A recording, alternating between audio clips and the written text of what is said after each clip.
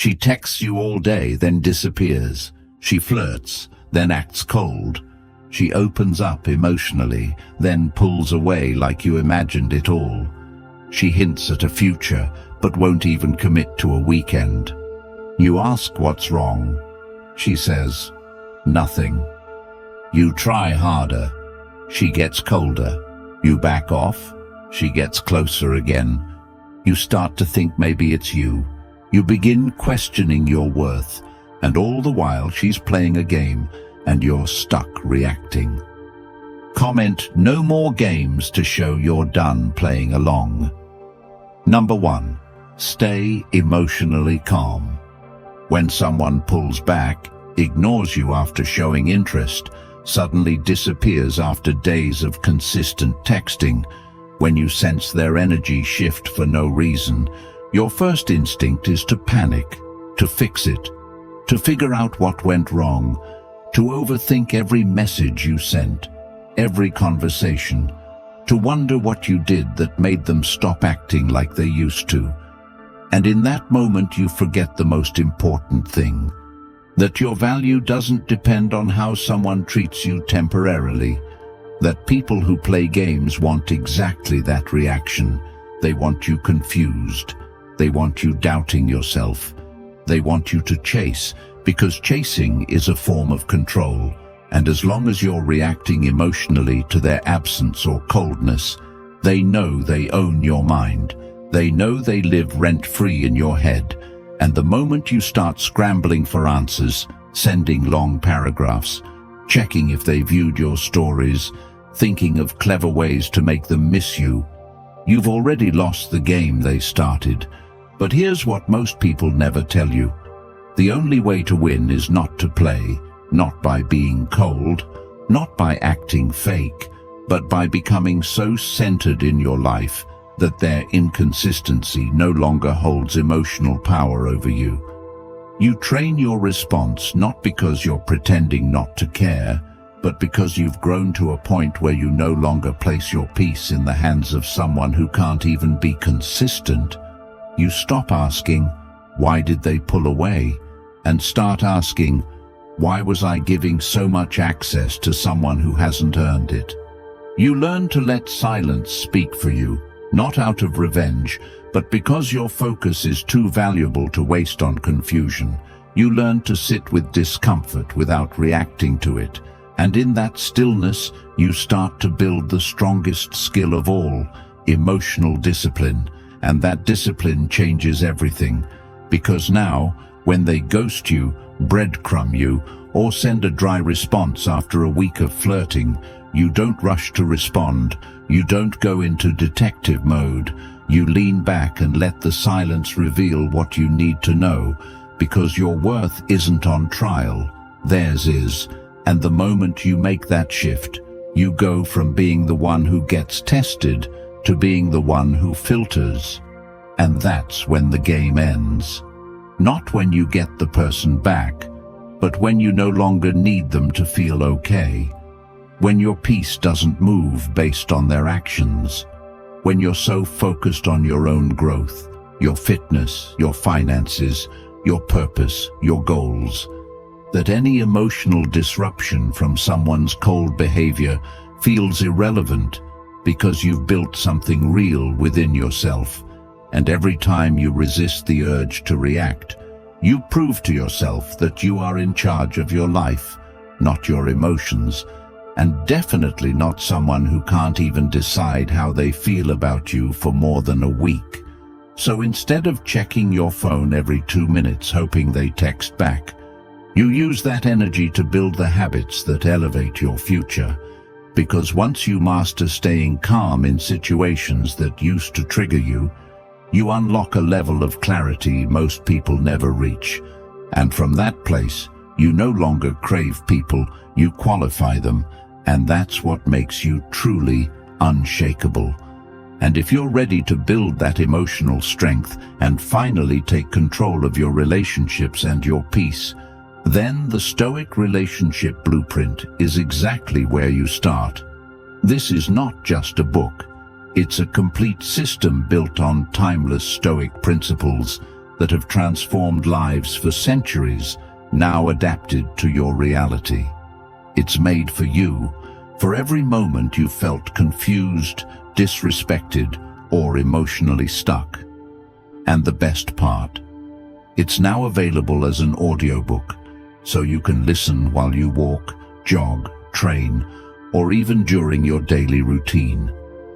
Every insight becomes part of you, not just once, but for life. Because once you get this book, it's yours forever. Unlimited access to the kind of life-changing knowledge you can revisit whenever life tests you. No more guessing, no more chasing, just clarity, control, and power. The link is in the comments. Get it now. Own it forever. Number 2. Spot her patterns early. You don't get manipulated because you're weak. You get manipulated because you refuse to admit what's happening right in front of you. You ignore the inconsistencies. You downplay the mixed signals. You justify disrespect. You rewrite their bad behavior in your mind and call it just a phase. You see someone pulling back, and instead of recognizing it as a pattern, you call it stress or mood swings, or assume it's your fault.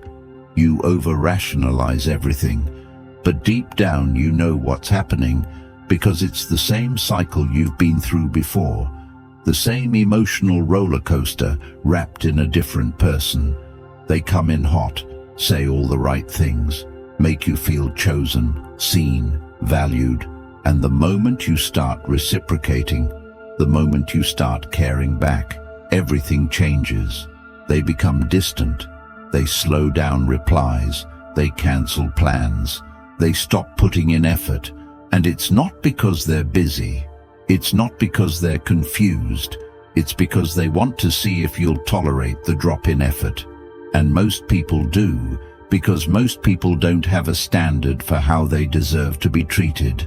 They have a desire for connection, and they'll sacrifice anything for it, even their peace, even their worth, even their time.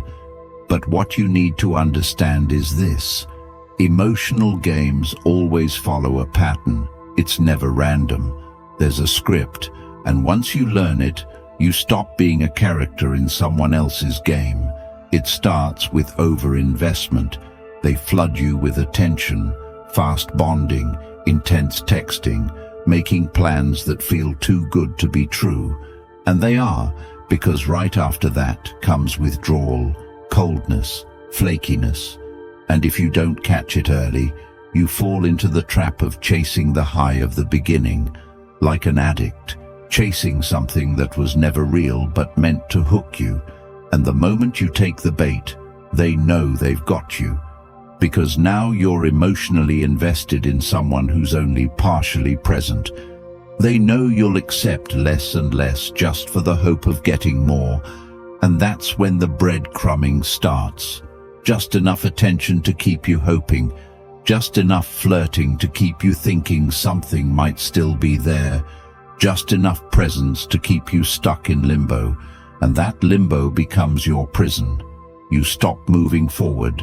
Stop growing, stop focusing on yourself, and you start living for someone else's inconsistency. But the only way out is awareness, not blame, not hate, just pure awareness. Because when you see the pattern, you stop taking it personally. You stop thinking you need to fix it. You start realizing it was never about you. It was about control. And the longer you play along, the more you feed it. So what do? You start watching instead of reacting. You stop assuming and start observing. When someone's behavior shifts, you don't ask, "What did I do wrong?" You ask, "What are they showing me?" And that shift in perspective changes everything. Now you're not the one trying to decode mixed signals. You're the one collecting data, setting standards, choosing whether or not they fit your life. And when the pattern reveals itself, you don't explain it away, you act. You don't wait for it to repeat. You address it or you exit. not out of spite, but out of self-respect, because you value your peace more than the idea of fixing someone else's chaos. And that's what makes the biggest difference. People who break patterns win. People who repeat them stay stuck. And if you've been stuck in the same cycle for years, it's because you keep telling yourself, next time will be different. But nothing changes unless you change what you tolerate. And the sooner you stop falling for chemistry over consistency, the sooner you start living with clarity. And that clarity becomes your power. It helps you see people as they are, not as you want them to be. And that alone can save you years of wasted time, because now you're not chasing potential. You're filtering for alignment. And when someone shows you through their actions that they're not serious, you don't negotiate. You release, because your time is not a game, your energy is not disposable, and your future is not up for grabs to anyone who walks in with charm and walks out without commitment. So from now on, pay attention to the patterns, not the promises. Watch how people show up, not how they explain themselves, because actions are patterns and patterns are proof. And if you're brave enough to see them early, you'll never be stuck again. Number 3. Set clear boundaries. If you keep accepting what makes you feel disrespected, it's not them, it's you, because people will only treat you how you let them. And every time you tolerate something that hurts, something that drains you, something that makes you question your worth, you're silently agreeing to keep the door open for more of the same. And what you need to understand is that boundaries are not about controlling anyone else's behavior. They're about controlling access to you, to your time, to your peace, to your energy.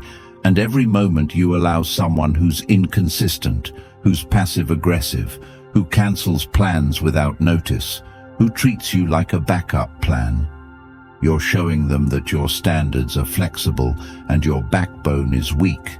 And deep down you know it, because every time you say nothing, every time you justify their disrespect, every time you stay silent just to keep the peace, you feel it. That quiet bitterness growing inside you, that internal resentment that builds when you betray your own values just to avoid confrontation.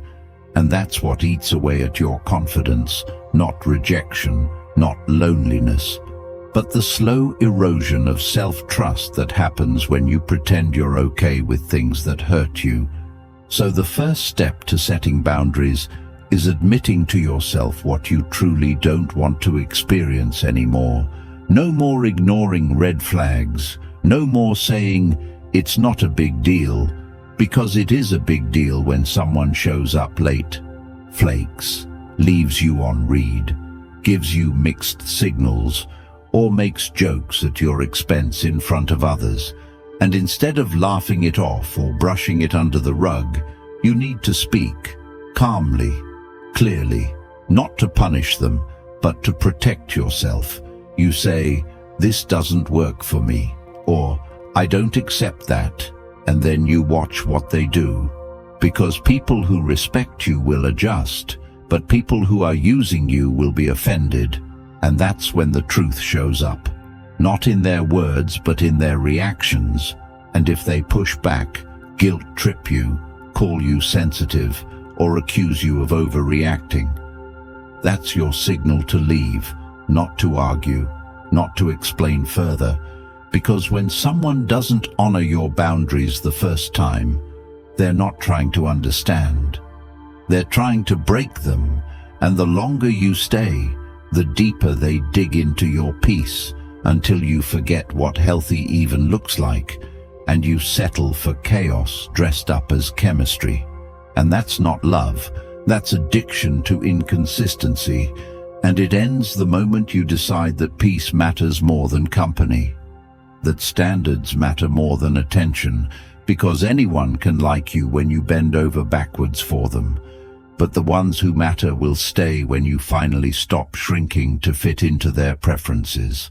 So start drawing the line and keep it, and don't move it just because someone smiles at you or gives you temporary affection. You don't reward unpredictability. You don't chase after apologies without changed behavior. And you definitely don't entertain half-love when your full heart is on the line.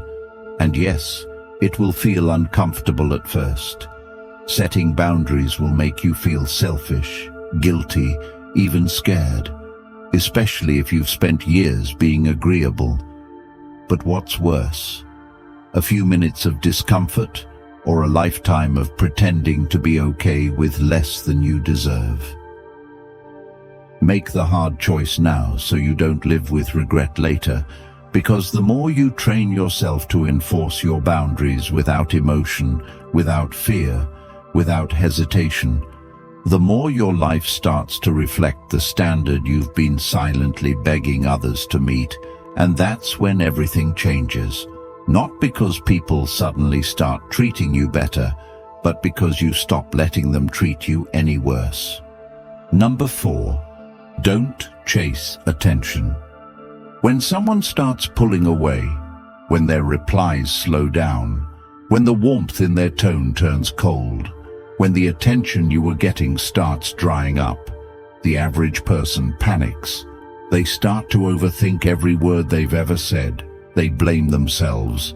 They try harder, send double texts, post on social media just to be seen, wait by the phone hoping to hear back, convincing themselves it's just a bad day, just a bad week, just a phase. But what they don't see is that this is how you get trapped. You don't get trapped all at once. You get trapped one ignored message at a time, one unreturned call, one "sorry, I forgot to reply" that you excuse because you want it to be different, and it never is. Because the moment you chase someone's attention, you teach them they can take it away and still keep you around. You teach them that your effort is constant, even if theirs isn't. And that's exactly why they start treating you like an option, because you're acting like you have no standards, like you need them to validate your worth. But the truth is, the second you feel someone is treating you like an option, the only correct response is distance, because attention should never be begged for. It should be mutual, consistent, and respectful. And when it's not, you don't fix it with more effort. You fix it by walking away, by becoming unavailable to people who confuse you, by shifting your focus from proving your worth to preserving your peace. And yes, at first it'll hurt. It'll feel like rejection. It'll trigger your deepest fears of being forgotten. But that pain is temporary. The pain of staying in a place where you're constantly waiting, constantly hoping, constantly proving. That pain never ends. And the only way out is to stop chasing. Stop initiating with people who show you inconsistency. Stop talking to people who only value you when you pull away. Because that's not connection, that's control.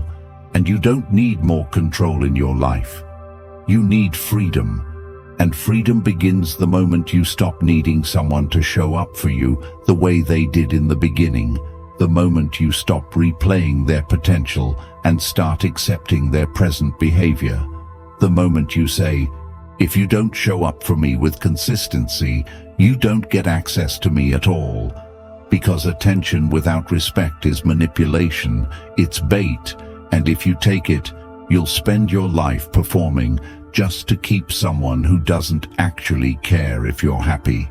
And that's not love, that's emotional slavery.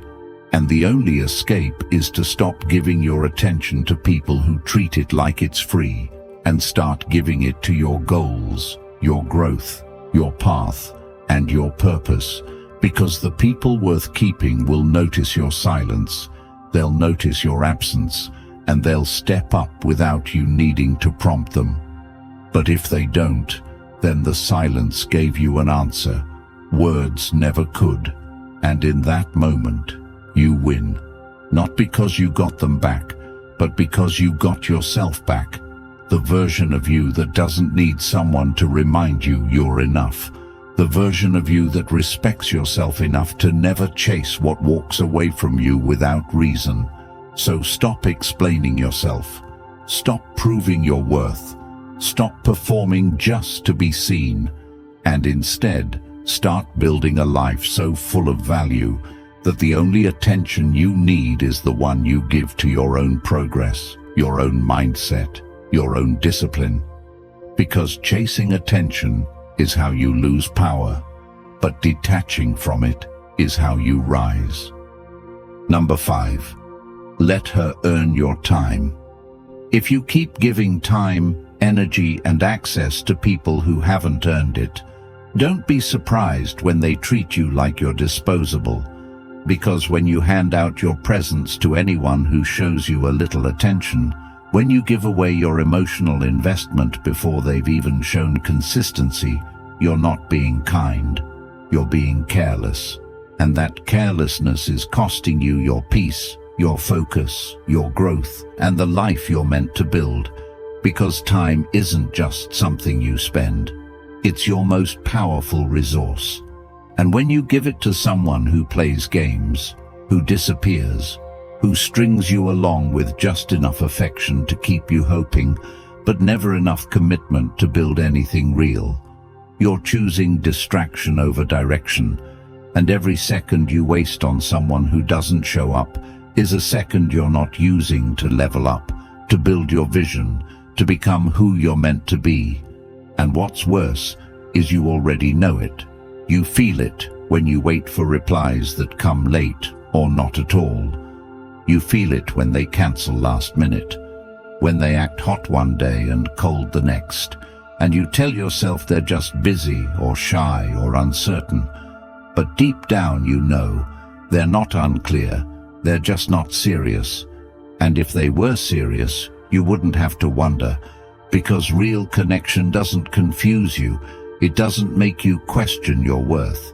It doesn't make you beg for time or beg for clarity. It shows up. It invests. It proves itself with action, not empty words. And that's the standard you need to start living by. No more giving full access to people who give you half effort. No more trying to convince someone to value what they're already holding.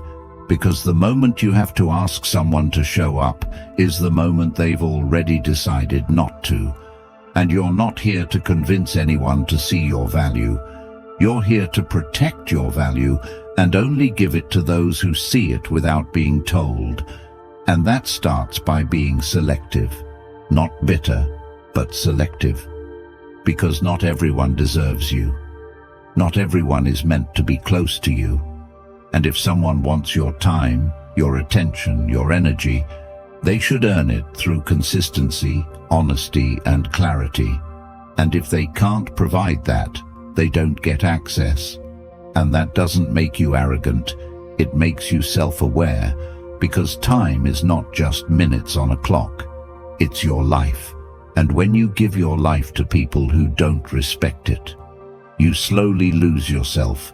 And one day you'll look back and realize you spent months or years stuck in situationships that never gave back what you put in, relationships that drained you more than they built you, people who liked the idea of you but never showed up for the reality of you.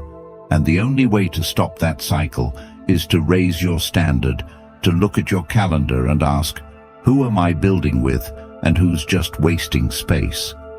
Because if someone isn't making your life better, they're making it heavier, and you don't owe anyone unlimited access just because you once felt a spark or shared a few laughs.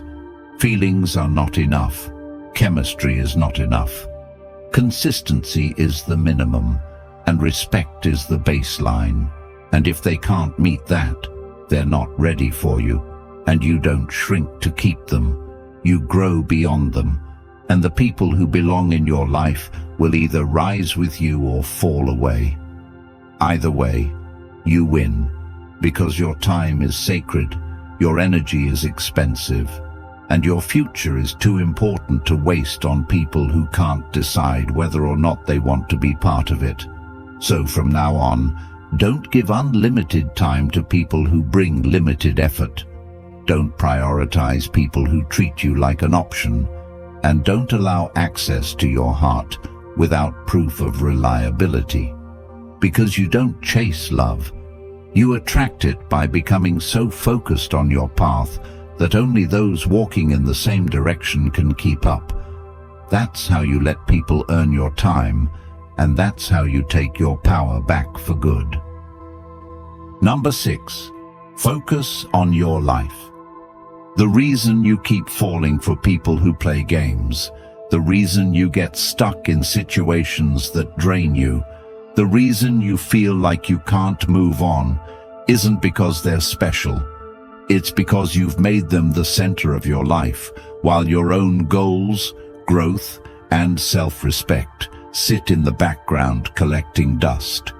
Because the truth is, the second you put someone else above your own mission, your energy becomes dependent on their approval, and that's why you overthink.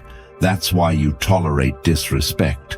That's why you shrink yourself to fit into places you've outgrown. Because your focus is scattered. Because your identity is built on being needed, instead of being built on becoming who you need to be.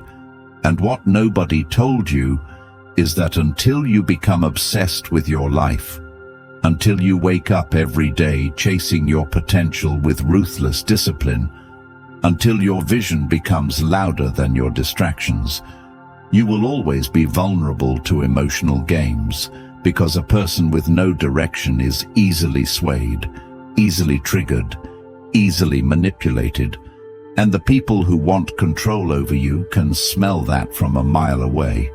They know you're bored. They know you're waiting for someone to give you meaning, and they use that against you. But when you start prioritizing your life, your body, your finances, your values, your habits, everything shifts. You stop needing people to show up for you because you're already showing up for yourself, and that self-sufficiency is not arrogance. It's freedom. It's what protects you from getting stuck in situations where you're being emotionally toyed with. Because the truth is, most people wouldn't tolerate what they tolerate if they had something bigger to focus on. But since their schedule is empty, since their vision board is blank, since their purpose is foggy, they end up making someone else their purpose, and that's why they break down over unanswered texts and cancelled dates. That's why they keep going back to people who show them no real effort, because their life has no foundation. And when you have no foundation, you will settle for anything that feels like attention. But when you build a life you're proud of, when you wake up with plans, when you train, when you journal, when you lock into your goals and cut out the noise, you stop being impressed by temporary affection and start demanding permanent respect, because now you're building momentum, and momentum kills neediness. Progress kills anxiety. Direction kills obsession. And nothing is more magnetic than someone who has something to lose, someone who protects their time, who doesn't flinch when people leave, who doesn't chase when people go cold, because they know what they're building is too important to pause over someone who can't even be consistent for a week. So if you want to win this game, stop playing it and start building something they can't play with. Build a routine that keeps you grounded. Build a mindset that can't be shaken by silence. Build a vision so powerful that their confusion doesn't even register anymore. And this doesn't happen overnight. You start small. You start with what you can control: your sleep, your food, your income, your focus. And you stack wins, one at a time, until your life becomes so fulfilling that you don't chase peace from anyone else, because you've already found it within yourself. And when that happens, you don't lose people, you filter them. and the ones who can't meet you at your level start falling off without effort. Not because you pushed them away, but because they can't survive in the presence of someone who's truly focused, and that's how you reclaim your life. Not by fixing someone else, but by fixing your discipline, not by changing them, but by changing what you give attention to. Because if you give your attention to people who drain you, you stay drained. But if you give it to your progress, you get stronger. And every single day is another chance to choose progress over pain, purpose over patterns, discipline over distractions, and that decision compounds. That decision is what separates those who keep repeating emotional loops from those who break free and build something real. So no more excuses, no more blaming others for your emotional chaos. It's your responsibility now to grow, to focus, to build a life so powerful that no game, no person, no rejection can ever make you question who you are again. If you're tired of being emotionally used, confused, and left with nothing but questions, this is your moment. Society doesn't want you to think for yourself, doesn't want you emotionally disciplined, doesn't want you powerful. Because a man who sees clearly, who feels deeply, but reacts with strength, can't be controlled. That's why the Stoic relationship blueprint exists, filled with timeless principles to help you break free, reclaim your peace, and never get played again. And now it's available as an audiobook, so you can listen while walking, jogging, or anytime you need to realign with the truth. No more excuses. It's linked in the comments. Own it now, and it's yours forever. If you're ready to step into clarity and live on your terms, comment, "I choose power," like this video, and subscribe, so more men can escape the trap, reclaim their time, and save themselves from years of silent regret.